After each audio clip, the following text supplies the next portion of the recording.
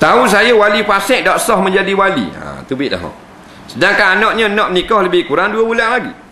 Boleh tak kita pakai wali hakim? Kalau tidak boleh, tolong jelaskan kedudukan wali fasik lebih terperinci lagi dan mengikut hukum ataupun cara lain.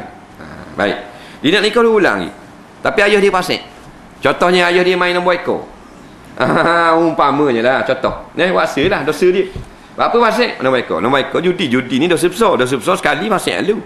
Dia nak 2 kali tikam. Maka nak nikah lagu mana? Boleh pakai wali hakim. Gini cara dia. Kita jadi wali tu tak fasik. Pakai wali ke tak? Tapi kita buang sifat fasik. Lagu mana? Ulama kata kita suruh wali tu bertaubat. Kabur ke wali, ayah nak nikah dah kita ni. Jadi kita ni 2 bulan lagi, ayah ni dah main nombor.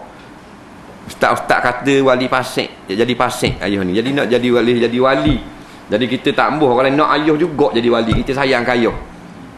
Kita nak ayah juga jadi wali. Jadi kita tanya dah tu ustaz-ustaz, dia kata ayah kena taubat, tak mau main dah judi ni. Boleh lah jadi wali nikah kita. Kata molek belang-belang Allah biti 200. Faham dah? Dia tidak marah ni budak-budak ni nasihat. Jadi kalau kata belembut gitu, anak puang pula apa semua tak. Jadi banyak hikmah ni tu. Ada ulama dia ajar molek engkau. Dia pun tak apalah, ayah tak mau main dah.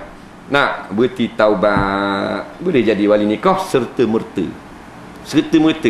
Walaupun wali tu buat lelok je, dalam hati sayang kamu, memang aku sayang nombor ekor. Faham tak? Padu ain kan dalam hati dia. Tapi mulut dia kata hukumnya sah juga jadi wali. Kerana fasik itu kita tak siapa perlu belah dada. Gitu cara dia. Kalau tu imam ajak masuk dalam bilik. Jangan depan orang ramai suruh taubat. Mampu kita tak mengaku. Awak malu kohong korang. Panggil masuk dalam bilik, beritahu dia taubat selalu. Boleh jadi selalu. Yang tak boleh jadi selalu selepas taubat, saksi. Awak tak boleh.